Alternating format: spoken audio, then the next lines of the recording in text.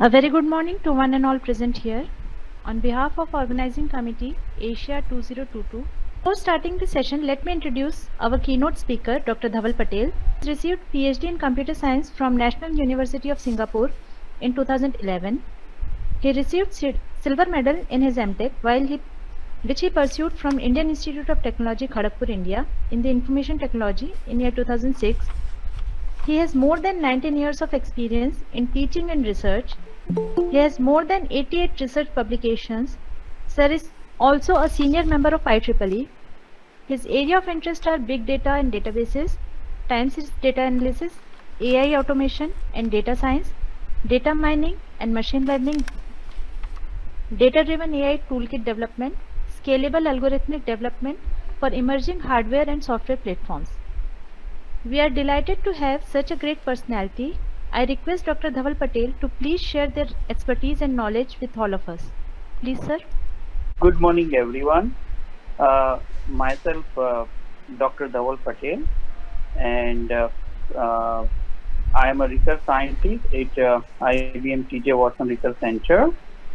And today I'm going to give a presentation on the work I'm doing at IBM Research on the time series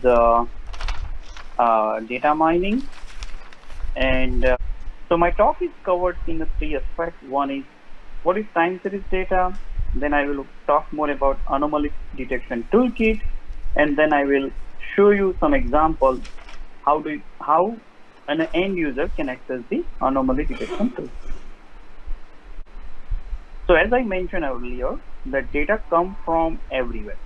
Right? Like it can be grocery market, e-commerce, stock exchange, hospitals, social media, and weather stations.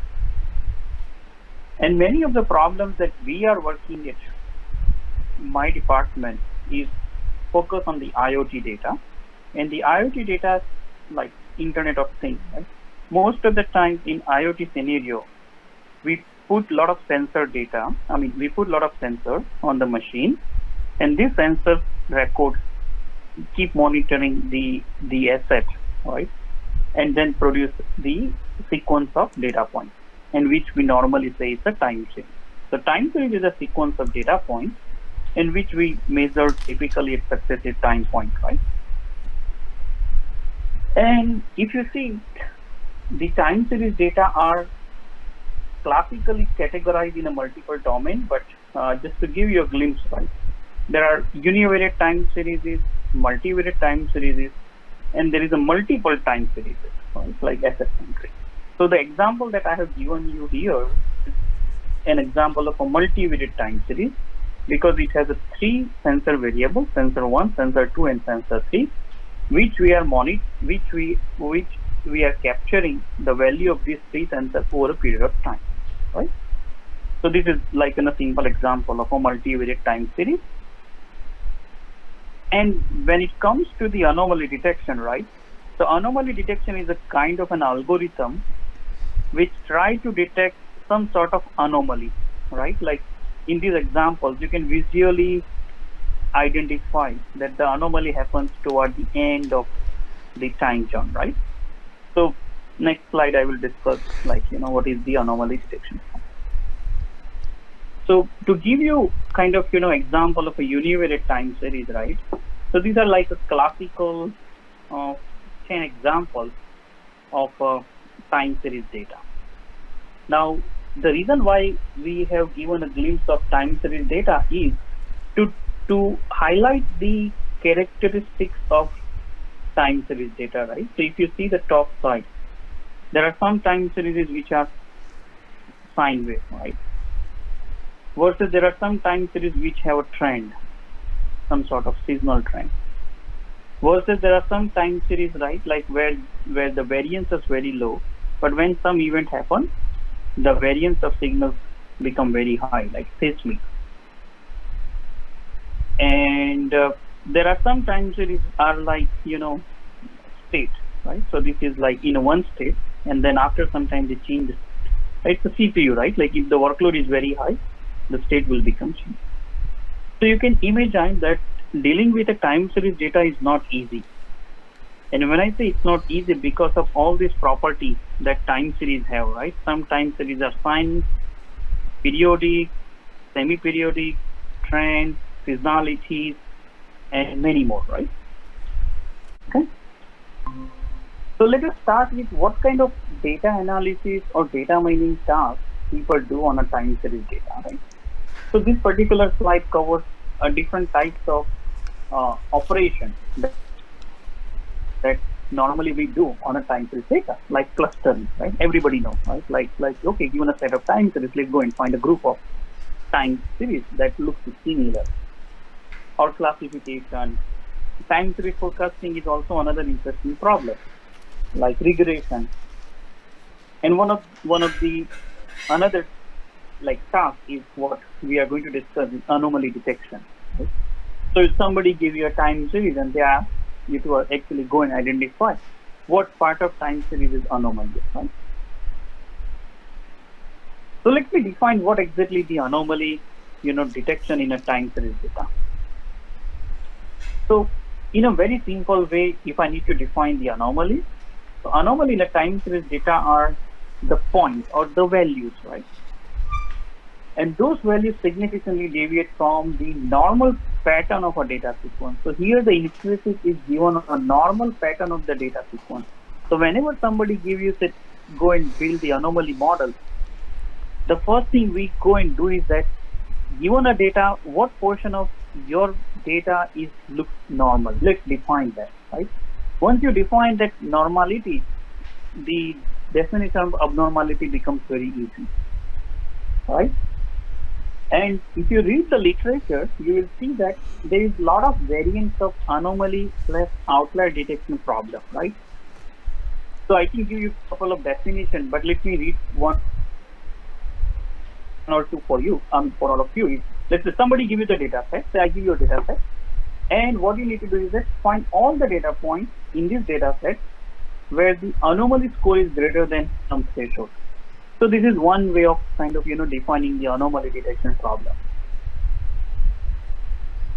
Or somebody will convert it into a top K anomaly discovery problem, saying is that, go and find out the top K anomalies data point, right? And in some case, someone say, oh, I give you a set of data point which I know everybody looks normal. So you assume that all the data is given to you in these normal, but later on I give you a new data point and you need to tell me, is this new data point is abnormal with respect to the set of data point that I already provide you? So we have seen a lot of different variation in the definition of anomaly detection. Now, what are the application of anomaly detection, right? So anomaly detection mostly fall into an unsupervised machine learning field. When I say unsupervised machine learning means when you want to train the anomaly model, nobody is going to give you a label information saying that what is abnormal and what is normal. Right? So because of this, like no requirement of labels, we have seen a lot of applications that are utilizing the anomaly, right? Like a fraud detection, like transaction, they want to detect some fraud. So there is a fraud detection is always use anomaly model. Or in IoT domain, we always use monitoring each of our assets in an unsupervised way, right? Saying that is it behaving normally or is it behaving abnormally? And it has been kind of, a lot of application in the network domain also, right? Like intrusion detection. We have always seen like they have kind of, developing a lot of anomaly models. So we have seen lots of potential applications of, having a good anomaly model. But the talk in this context, the talk is more or less in a time series domain, right? So I will limit the discussion in the time series aspect, right? So if you now we know that what exactly the anomaly detection problem, how the people solve the problem, right? So if you read the literature and how they are solving the problem, right? So if I need to summarize how the anomaly detection algorithms are being trained, this conceptual solution will help you, right? So the way we build the anomaly model is in a step number 1, when somebody gives me the data set, I say, okay, I assume the data set is composed of only normal behavior, right? So basically, given the data set, it is our responsibility or our task is to go and identify what portion of data looks normal, or let's define some rules which help me to define the normal, right? So the first step is you need to go and identify the normal data. And on this normal data, you build some models, right? I will show you some example of model in a couple of next slides. But you build the model, right? And the model is capable to explain what is normal, right? So later on, when you get some sample, some data, and if you ask to score the sample, the model will say, no, this is not a part of the data that I have seen. So this portion of data looks abnormal. So I'm going to give you a very high score, right? Now here, I'm giving little emphasis on the score. So whenever you build an anomaly model, the output is not a class table, right? Like anomaly or not an anomaly. The output is always on a real score. And this score will say, this score we treat as an anomaly score, and we treat this anomaly score as an indication, saying is that whether the anomaly is present or not, right? So the output is always an anomaly score. So a lot of time, what challenges we have seen, right? The user, that when you output an anomaly score, the first question the end user raised is, how do I interpret this anomaly score? Is it high? Is it low? So a lot of time when your anomaly models produce anomaly score, people ask, can you give us a threshold which we can leverage to turn or to understand whether the score is above the score, then this threshold we treat them as an anomaly, or right? So they always ask you to provide a threshold such a way that with respect to that threshold, you can quantify the anomaly score. Like, whether the anomaly score is higher than that threshold, then you might kind of, worry that there is a real anomaly happening. Otherwise, you can ignore it, right? So there are a lot of challenges I think we have discovered because this is unsupervised anomaly model, right? So we don't know, for example, kind of, how do we train efficient models, right? And how do you convert, how do you come up with a good threshold such a way that you can have, like a low recall and high precision, and kind of, you can trade off between those. So there are a lot of challenges in the anomaly detection direction, right? So what we have proposed, right, in this direction, especially for time series data, right? So this particular slide actually gives you the architecture of the toolkit that we have developed. So the right side gives you the layered architecture of anomaly detection toolkit. Now I assume many of you are already familiar with scikit-learn, in short sklearn, which is primarily used as a machine learning toolkit for classification and regression model building. So lots of time, I think scikit-learn library become very popular, and it is, I would say, the most primary library I've seen a lot of data scientists use nowadays to build the machine learning model, right? So whenever we come up with any toolkit, whether it is for anomaly or whether it is for time series forecasting, we also try to be compliant with some standard architecture, like sklearn. So the anomaly kit is also compliant. I would say sklearn compliant library. So a lot of components that we have developed into the toolkit are kind of supporting sklearn standard, right? So let me bring you to the right side of this, layered architecture. So Estimator and Transformer are actually the word that we have taken it from sklearn, which are specially designed to mention estimator referred to a machine learning model, like random forest is an estimator, or linear regression is an estimator. Transformer, for example, if you are, let's say, in a case of the classifier, a lot of time, let's say, you are doing one-hot encoding, right? One-hot encoding is a kind of transformer. So I'm giving an example of an SQLN because this is where everybody have a good awareness, right? But in case of the anomaly, what we have done is that we have come up with anomaly estimator, right? So anomaly estimator, like in case if you are aware about isolation forest. So isolation forest is an example of an anomaly estimator. Or one class SVM is an example of an estimator for the anomaly operation. So what we have done is that at the bottom layer is composed of lot of building block like estimator, transformer, detector, stationarizer, right? If you have a time series data, you need to stationarize your time series. Otherwise, some of the estimator doesn't work, right? So the bottom layer is all composed of lot of tiny modules like estimator, transformer, detector. Now the second layer is, if you recall, in a scikit-learn, they also have a scikit-learn pipeline. Scikit-learn pipeline help you to put two components together, right? Say for example, you can do transformer followed by estimator, and you build an sklearn pipeline. So in a similar direction, we also build the anomaly pipeline, right? Like we propose 4 type of pipeline: deep AD, window AD, relationship AD, reconstruction AD. And the detail of these pipelines, you can refer to this paper. But the basic idea is these pipelines are specially designed to build the anomaly model by using some of the components that are given on the lower layer, correct?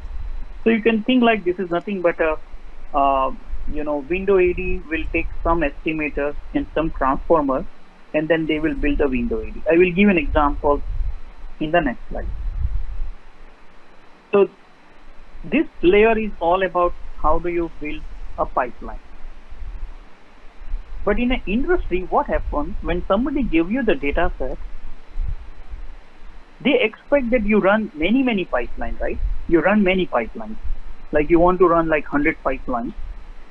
And then for each pipeline, you identify what is the best performing pipeline, right? And then pick up the best pipeline for a given data set. And that is what we have standardized using DAG, right? Directed acyclic graph. So you can also refer some other papers. But the idea in a workflow is, it is supposed to run many pipelines on a given data set and then identify what is the best machine learning pipeline for a given problem. Correct? So that is the third layer, where you can specify, or where end user can specify more than one pipeline. And one deep AD, you can define 10 window AD pipelines and make it as a workflow, right? Now on the right side, there is an execution engine, right? So let's say you make 100 pipelines, correct? Now, if you make 100 pipelines, you also need to run them, right? Train them. Normally we say like a trained machine learning model. Now training is an always time-consuming operation. So in order to bring a scale out, right, scaling, we also provide a lot of execution engine, right? Say like a Spark, where you can use parallel processing or distributed processing to train more than one pipeline parallelly. Now there are a lot of emerging direction is coming, like a serverless computing. So serverless computing is like, you don't need to set up the machine. You can request X number of machine on the spot, and each machine can actually train one pipeline on the spot. So basically, Spark is a kind of infrastructure where you need to go and first set up the infrastructure, then Spark is available. So there is a infrastructure cost associated with setting up a Spark cluster. On the hand, serverless is like a new technology where you don't need to specify the infrastructure. They do it for you on your behalf and on demand. So let's say if you wanted to even get 100 CPU now, you can get it as quickly as possible, like less than a fraction of a second, you can get that many of CPU, correct? So the idea of the execution engine is, once somebody gives you a lot of pipelines, you can run them in parallel, right? And at a scale, so you can get the base machine learning model. So given this three-layer information, we can build a lot of use cases, right? You can build outlier detection problem, you can do semi-supervised anomaly problem, you can do novelty detection, or you can do unsupervised problem, right? So this is the architecture that we have come up with for the anomaly detection toolkit. Okay. So given this, how we design a toolkit in the research organization, such a way that you can use it over a multiple projects, right? That's the objective. So in the next couple of slides, I'm going to give you some glimpse of how do we write a code, right? So assume somebody is, let's take up a problem, right? Say I want to detect anomaly model on a univariate time series data, right? So this is the univariate time series data. This is a sample. So univariate time series data will be like, a CSV file with a 2 column. One column will say time, another column will say value. Or maybe in a similar case, multivariate time series data will be like multiple columns, right? Like value 0, value 1 will be a sensor variable, right? And time will be a time column. So this is normally the typical input for any anomaly detection problem. Now you can emphasize there is no class label, right? There is no column like a label. That's where the difference comes. If you was building classifiers, you would have expected there was a class label. But that's the difference between anomaly and the normal supervised problem, right? Okay, so next couple of slides, what I'm going to do. So the next couple of slides, I'm going to walk through you some of, this component, right? Estimator Transformer, correct? So give you the glimpse, right? That over a period of time, myself has developed, along with other team members, 30 different algorithms, right? Into our repository, right? And these are nothing but the estimators. You can treat this as an estimator, right? And in the bottom part, we define the standard API, right? Thing is that treat, I recall, if you know sklearn, then treat is nothing but given the data you want to train a machine learning model, right? So I think treat, predict, given the new data you want to predict whether the records are anomalous or not. As the name discussed, anomalous code, will return the real valued anomaly score, right? And some of these algorithms are categorized into statistical, deep learning, machine learning, right? So these categories, we unify them across different models, right?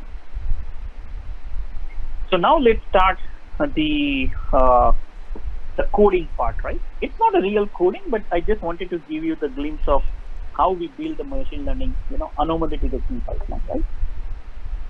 So let's start with some, exercise. So let's say somebody has given you data, right? So this is the left side is your input data. It's a univariate time series, right? And yeah, so I think I give you the name like a seasonal plus time, right? And I hope you're all comfortable with, little bit Python coding. Bear with me, Python is one of the first standard language for data science nowadays. So the data scientist is saying is that, I love sklearn, and I don't care about, the time series component. And I'm going to, directly feed this data, ignore the time, and I will directly use with the isolation forest, one estimator from sklearn library, okay? So what he says that I will go and create isolation forest, and I will feed my data directly, right? So he directly feeds this data into this model, and then he projects it. Let me actually take out the anomaly score. So the right side is the output. Now, I was expecting that the data during this part will have higher anomaly score, but it doesn't happen, right? So this is what, if you ignore the time component, then probably you might not perform well in the anomaly detection with using some of the classifier or some of the anomaly model we have into the standard toolkit, correct? That is the motivation.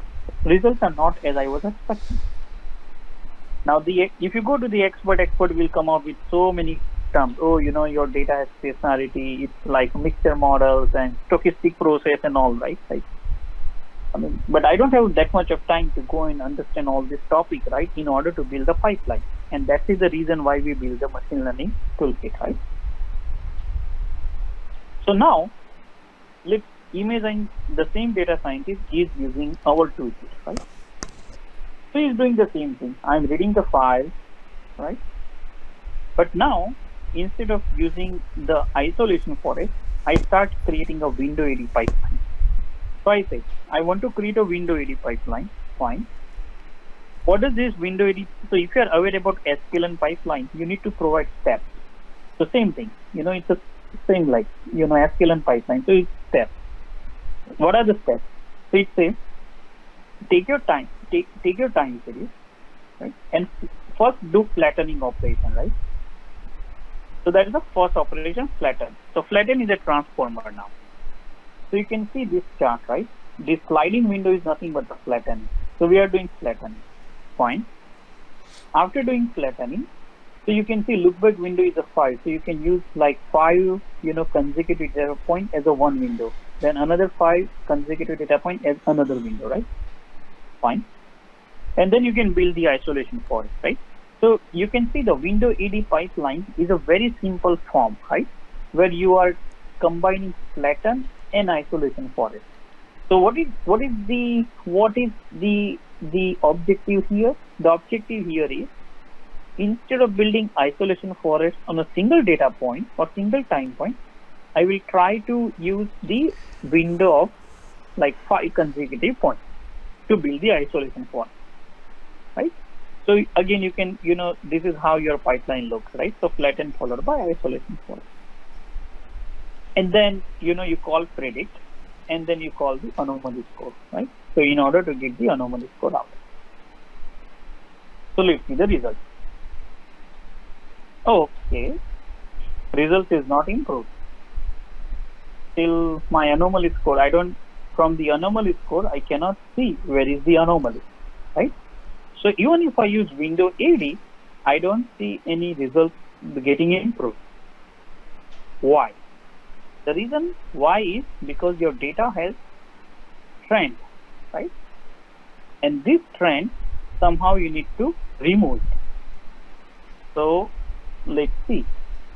Okay. But as a data scientist, right, we always think slightly different. Thing is that maybe the parameter that I'm setting is not correct. So let me change the parameter, right? In this case, I might change the loopback. So I did that. But still the results are not there, right? Okay. So as I said, right, we started with IID version of isolation forest, which doesn't work. Then we used time series window based anomaly isolation forest, which also doesn't work.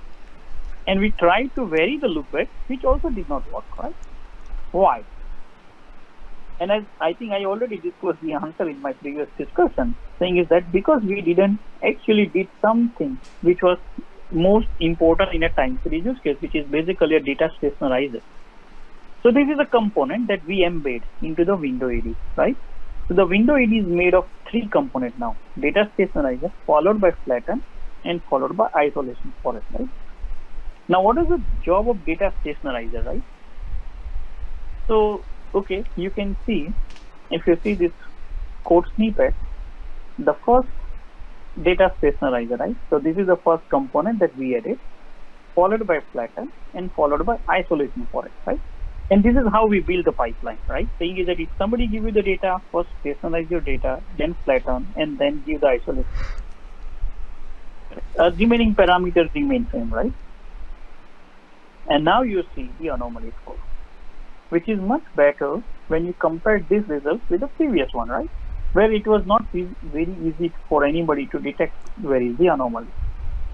So you can understand the importance of this additional component that we added into the pipeline, which is data stationarizer, correct?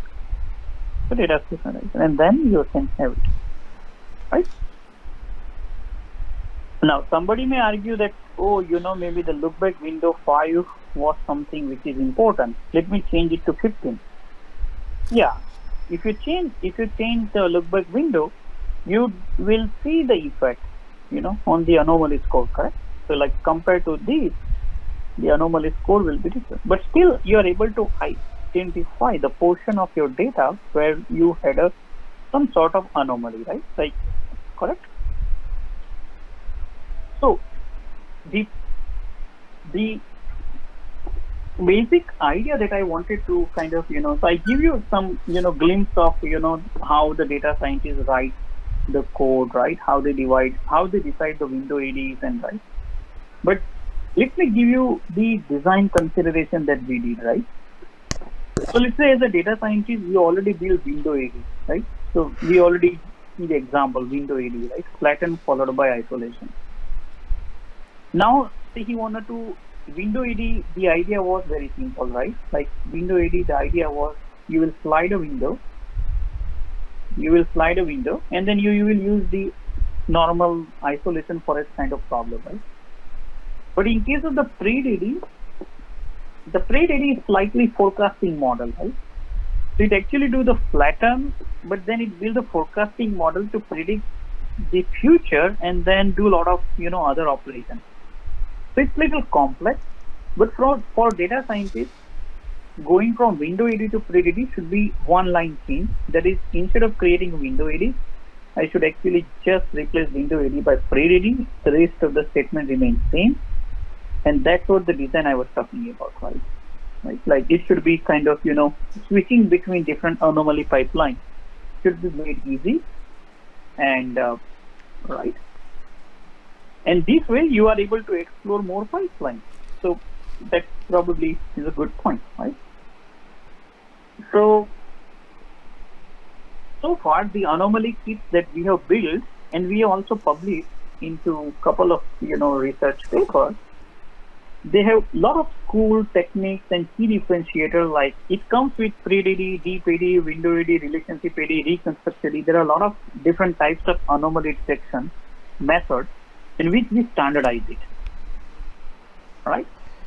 Now, this portion I didn't touch, right? Like, the thresholding and all, right?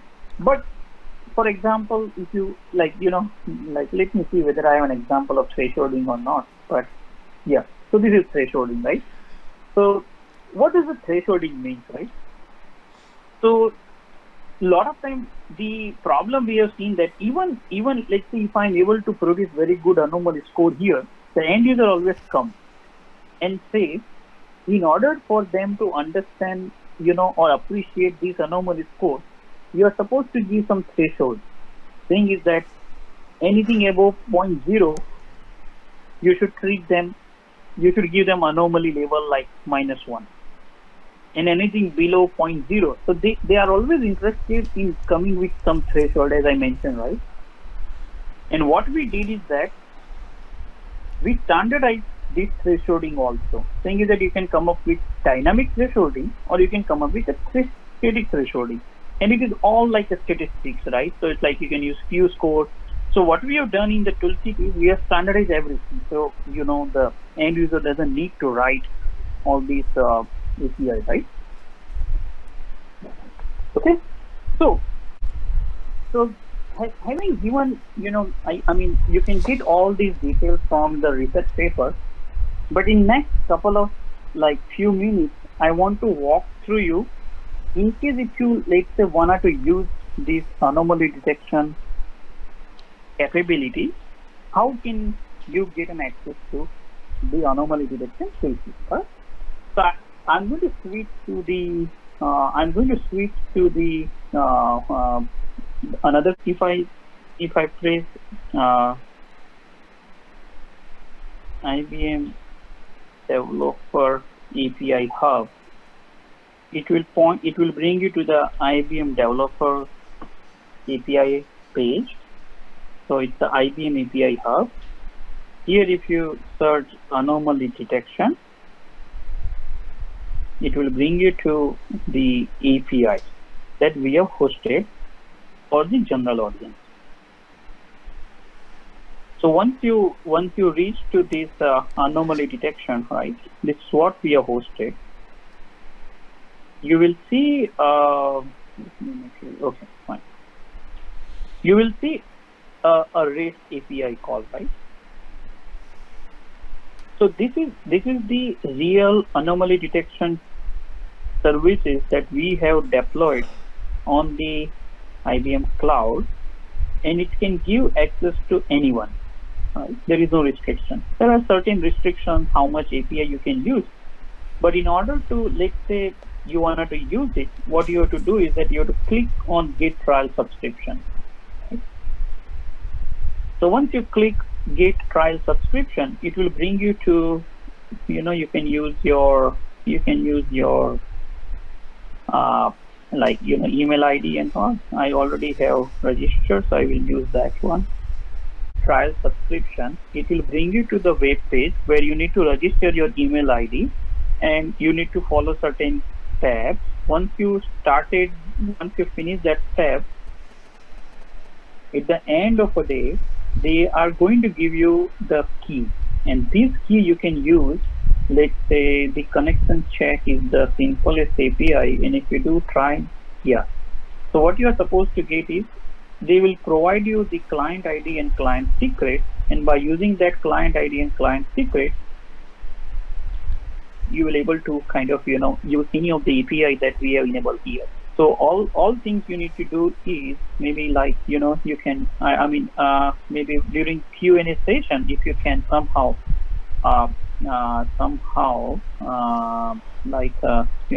visit this and try yourself, but let me kind of come back to this thing. Yeah, so what we have done is, I think many of you are kind of familiar with services, right? Is this particular page will give you the introduction about the anomaly detection services they have put, and okay, I think it will bring you to the other topic. Let me bring it. So if you click this get started, it will bring you to this another, I would say, material which we use to say learning path. So let's say we are completely not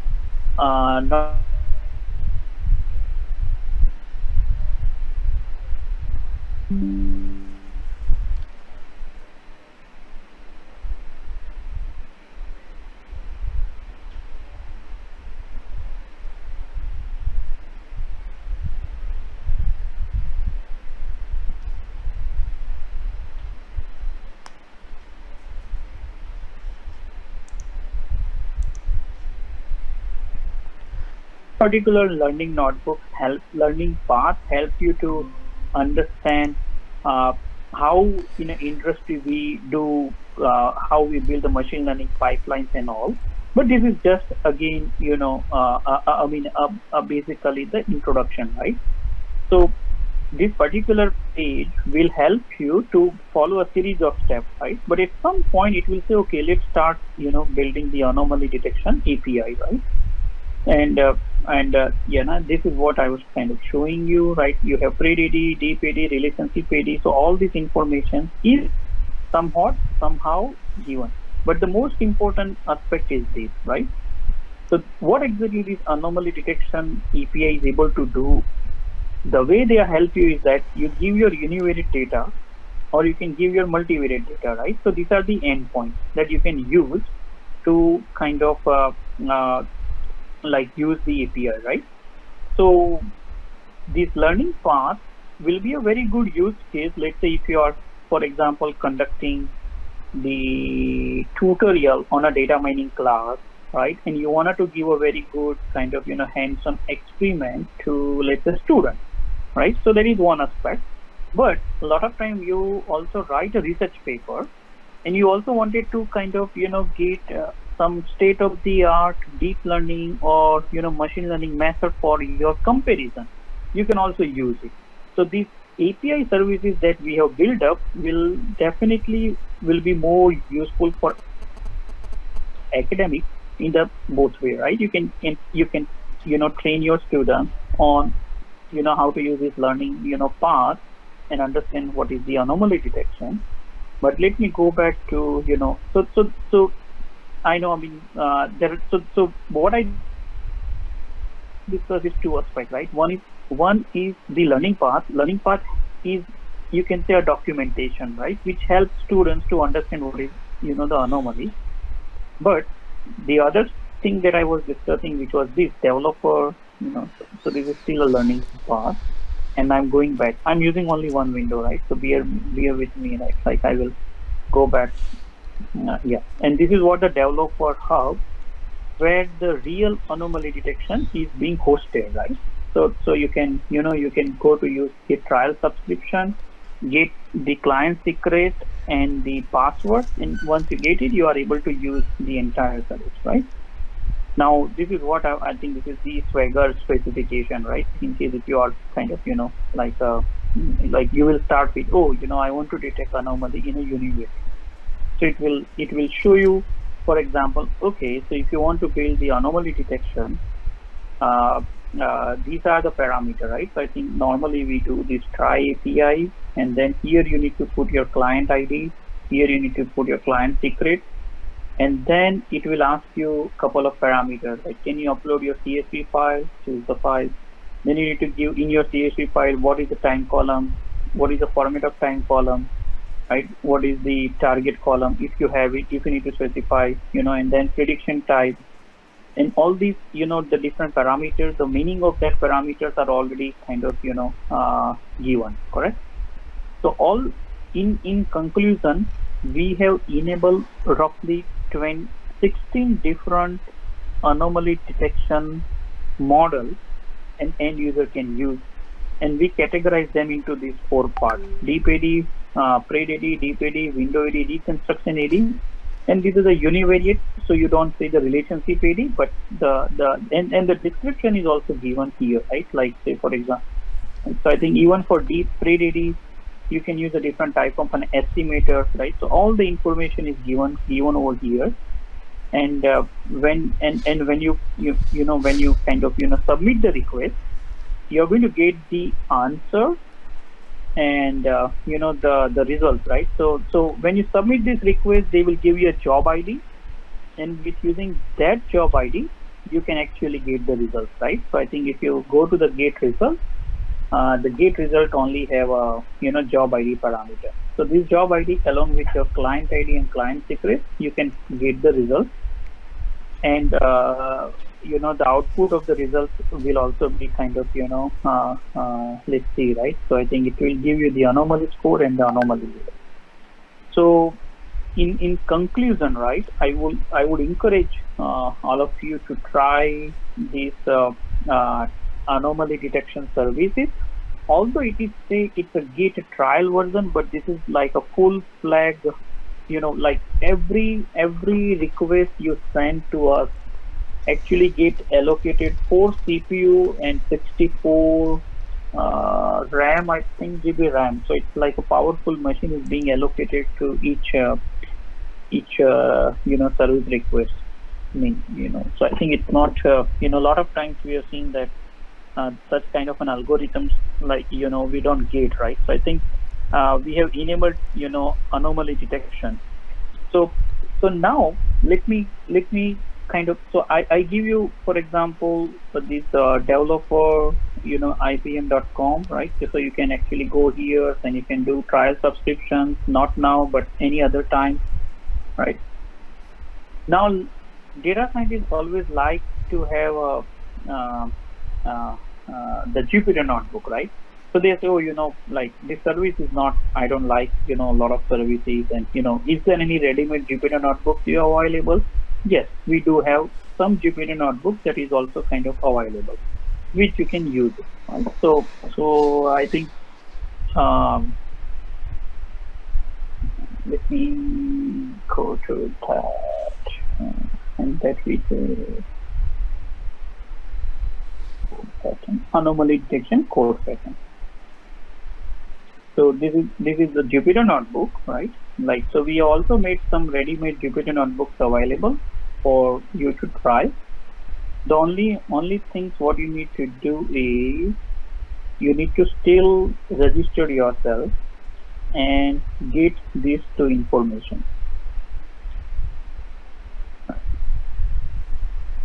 Once you have these, like, to information, the rest of the stuff I think is fairly automated, right? So I think this is an example that we have purposefully created for you, for the audience, so they can try a couple of notebooks, understand how the anomaly detection, how do you submit the job through the Python, how do you set certain parameters, and then you can monitor your job, and then you can see the results, and you can see for each, we generate some anomaly scores, and depending upon your choice, the results may be good or may be bad, but these are a couple of the notebooks which you can use it, and this repo is public, right? So I think everybody can get an access to this repo, and it's free for anybody to even contribute. So say, for example, you are working on some machine learning domain, and then you use these services, and you have created some new notebooks. You are free to put the PR, right? Like, I think these are some of those work that are going on, right? This is a multivariate anomaly detection services. So this is how we are envisioning you to use machine learning services. So I give you the basic introduction of time series anomaly detection, and at the same time I introduce you to the application deployment, right? Like like how we have kind of deployed these services. Now I'm bringing you to some of the cool stuff. Thing is that how we have built these services in the backend, right? Such a way that those are scalable. So for example, even if all of you now will go and try, I think the system will capable to meet all of your needs, right? So I think 50 users or 100 users. So let me bring you to the third important aspect for this talk is how we are bringing scalability, right? Scalability in the sense not with the size of the data, it's the number of requests that we are receiving, right? So since I'm sharing the screen, there is an emerging concept, right? Like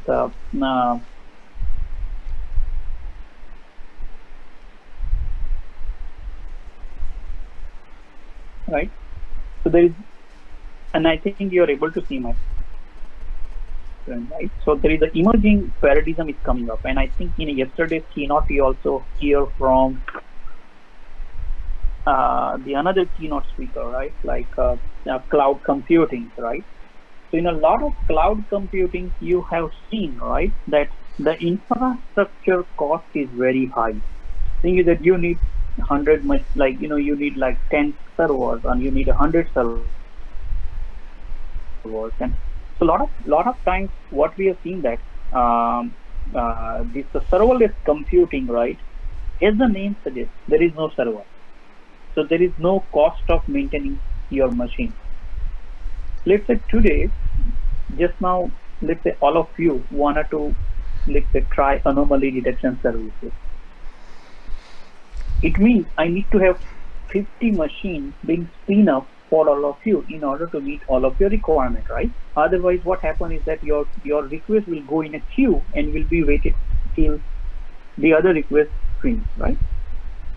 Now, what we have done in the background for bringing the scalability to our anomaly detection is we are leveraging the serverless technology in a background to spin up one virtual machine for each request, and the spinning cost of each virtual machine, when I say cost in the sense time, right, is negligible, right? And the moment your request is over, the container go down. So at the end of the day, even for me, when I am setting up this anomaly services, I'm not paying for any resources unless and until somebody else is using it, right? And that's what the technology I think we have empowered, right? So let me actually bring you to the slide presentation. I will switch it back to my slide to bring you to one page. Right? So if we present, sorry, I need to first go back to. Okay, I will go back to.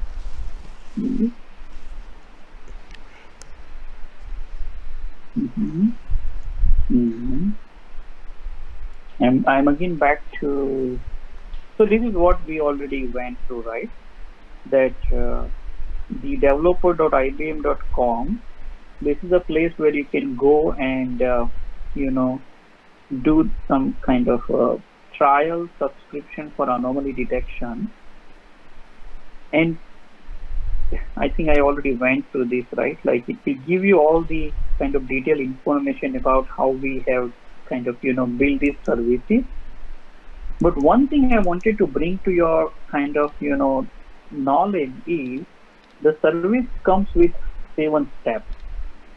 So the moment you load your data, it starts doing these 7 steps in a sequence. It says, okay, let me first inspect my data, validate the data. Then let me make sure that the time series are uniformly sampled. The third point is do automatically loopback windows. So if you recall, when we were building window AD pipeline, one of the important parameters user need to specify is a loopback, like 5 versus 15, right? How do you do that? So user may not be good at giving that value, right? So he expects system to actually automatically infer, and that's where the automation come in our life, right? Like we automatically infer the loopback. Then we create the anomaly pipeline and train them, and then we score the anomaly. Once we have real score available, we proceed to label generation, and then we return the answer, right? So the next slide that I think I'm going to yeah. So this is what, like the anomaly detection learning part, right? So you can follow the series of steps for the students, for the researcher, or even for PhD students, right? Like series of steps, get a good understanding of anomaly learning. And this is also I bring it to the code pattern, right? So apart from this, I'm going to also give couple of talks on the anomaly detection in case some of you might be joining some of this conference. It may be useful. We can meet again. You will see a lot of other development that is going to happen. But right now, we will be having 3 talks. One is again in DASPA, which is held in India this year. So I'm also going to give a same talk on the anomaly detection. You are welcome to join. But let me bring you to the topic that I wanted to show. So server is completed, right? So API Hub is the place where the service is hosted, right? But in the background, when every request comes for training an anomaly model, in the background we create one container, and creation of the container is supported by code engine, and the code engine is the IBM serverless technology. To bring the motive is you don't need to manage your infrastructure, because if you need to manage your infrastructure, then you're spending a lot of time on managing them. So it's like pay and use and go, right? Idea. So our architecture is as follows, right? Any request first there is a salary worker. So the request is received by a salary worker, which is always, working. When the request comes, it will create a new container into the code engine, and the container creation is a very quick. Right? And then your anomaly job will run, and then we will, give back the result, and the salary worker will return it to the user. So we have done a lot of stress testing, right? And this is also one of the stress testing we also wanted to do in case, like a lot of people adopt it, right? So I think a lot of stress testing we have done is like submitting 150 job requests at a time. Right? And you can see, right, like, because I think we internally have set up, I think 50 to 100, right? Like, so somewhere around 50 requests we can serve immediately. All the other requests actually, go into the queue, right? So as of now, we have used like 512 CPU for this setup. So you can see, right, like, we are able to serve up to 50 to 100 requests without delay, and the remaining requests actually go into the kind of a queue. But the core idea is, if there is no request coming up, there is no code engine executor is allowed, right? So we do not pay any kind of, infrastructure cost for this part of the system, right? So I wanted to actually specifically mention this because serverless computing is kind of, an emerging field, and many of you might have been known as a Lambda function, right, or cloud function. So this is basically all actually fall into the serverless computing. So I do not know how much time I have, but depending, and I just wanted to especially give, a credit back to some of the internal team members I have been working. So these are a couple of the team members from IBM who have been kind of, dedicated that time to build all this, cool stuff. And these are some of the key references that the entire anomaly work is based on, right? So these are the key references. So with this, I wanted to see, like, I want to check with team. They wanted to go for Q&A, or how much time, Govind, you want? I can, depending upon how, you wanted to use the remaining time, I can, adjust that. Okay, sir. Let me ask some question. There is some question from participants. So please ask.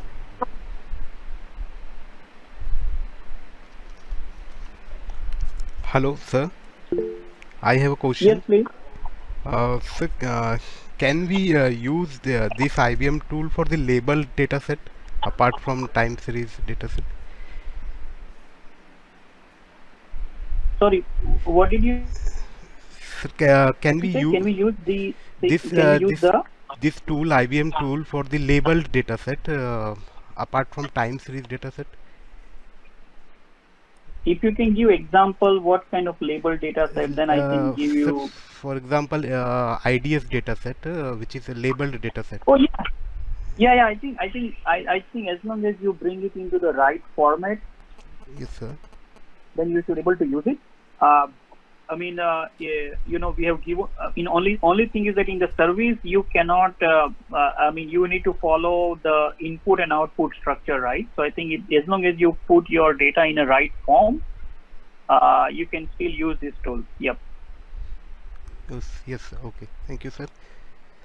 Any future scope of for further research? If you can suggest something.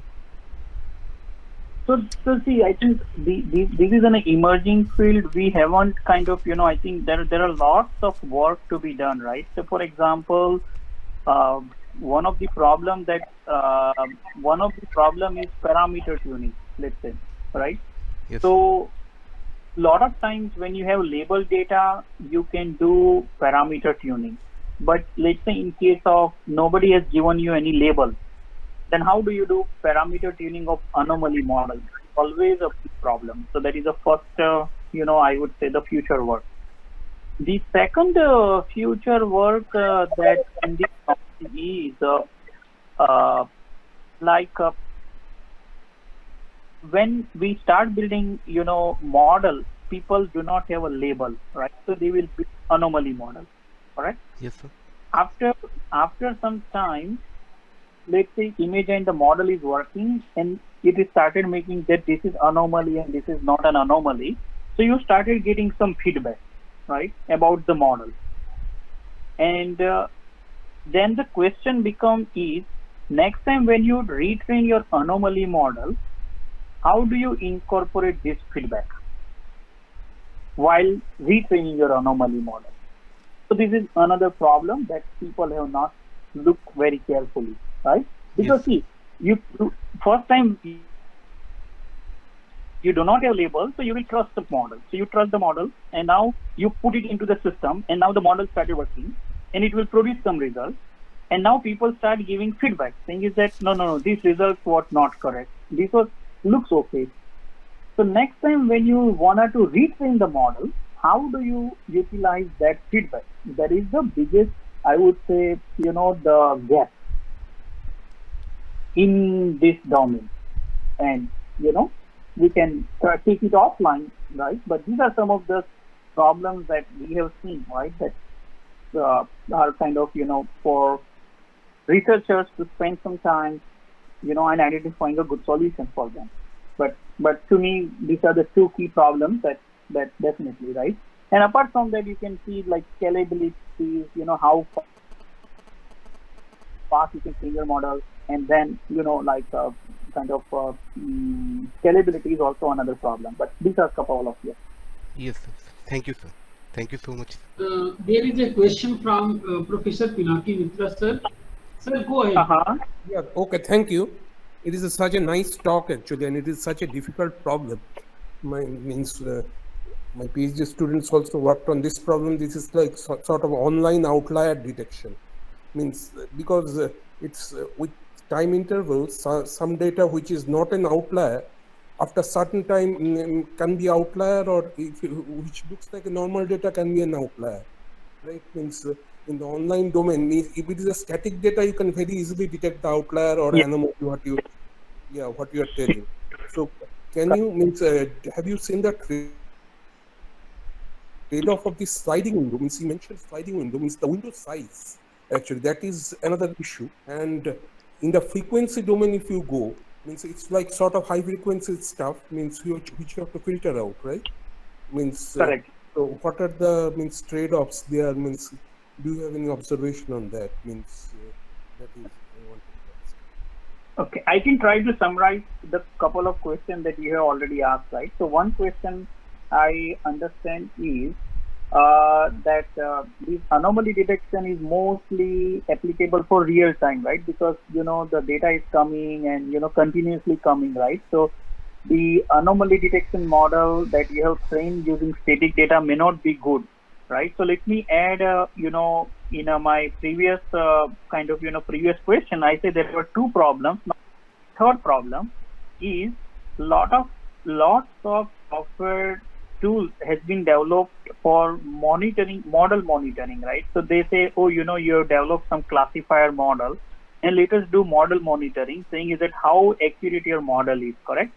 But now in case of the anomaly detection, how do you say that your model is even working good for today's data, right? So this is somewhat goes back to your problem, saying is that how do you accurately say that your model is up to date with respect to current data, and the abnormality that you used to have is no longer normal. So these are all the I would put it in like an open challenge problem, right? Like there is no easy solution for this, and there is a I would say, I would put it in this way: the community has solved a lot of easy problems. Okay, classification and regression, I would say now is a so much easy problem, and then these are the difficult problems, right? Like time series, how do you quantify it, right? Because your data is still coming. So let me add there is a third problem, saying that how do you ensure that the anomaly model that you have developed is up to date with respect to current time, right? That is the broad topic. Now going back to the look back, right? That is the fourth point, because see, look back information I'm deriving from the data that you gave me, right? So I say, oh, by using 5-day look back will be good for building anomaly model. But then the another problem comes. The knowledge that I have learned, saying is that use of 5-day of data points may not be accurate as time progresses. So I also need to do some kind of check, right? Regular check, saying is that all the decisions that I made at the time of a training, is it valid with respect to the new data that I'm receiving? If it is not, then I have to again trigger the anomaly, right? So I think, see, all the problems, this is fourth problem, right?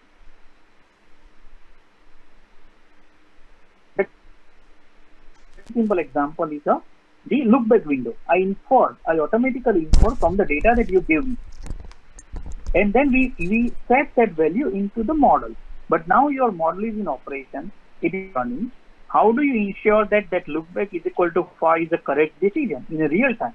That is another problem, right? So that's the fourth one. Now, the third question, Pinaki, that you asked, actually I lost it. I understand that you were mentioning it in a high frequency, but I think I have missed it. But I will try to answer that, like a lot of times this anomaly detection, we project the anomaly detection into some other domain like FFT, right? Like Fourier transform or maybe wavelet transform, right? To avoid or to deal with the noise.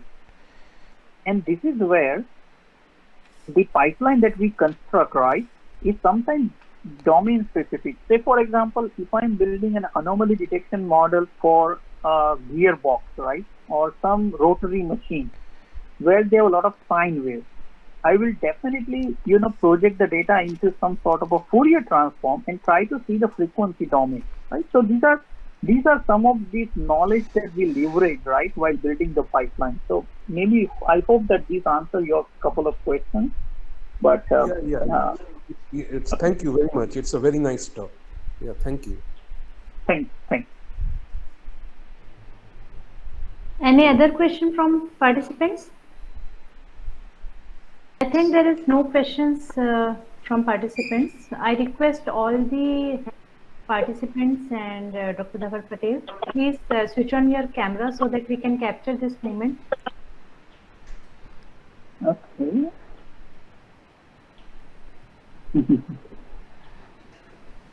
Nice to see you, sir, after 6 years. Yeah. Yeah, many years going. So, Dr. GP Gupta, congratulations to you that you have invited such a very pioneer member in this particular IBM and intrusion detection and anomaly detection. So a great speech and great expert lecture and keynote speech given by Dr. Dhabal Patel. So a very nice and informative lecture you have given, and it's merely not only the lecture. You have shown that how it can be implemented, how it can be deployed. This is the beauty of your lecture, sir. A very nice and informative. I just mentioned it's a great appraisal from my side, sir. And thanks a lot for giving such a great speech and great keynote speech, sir. Thanks a lot on the behalf of this particular conference. As a chairman, I'm thankful to you also. Okay, thank you, sir. Thank you, and thanks for inviting. Thank you, sir. Thanks from our side, sir. Yeah. Thank you, sir, for sharing your knowledge about current trends in time series anomaly detection and serverless computing. Now we are moving to the end of this session. So participants are requested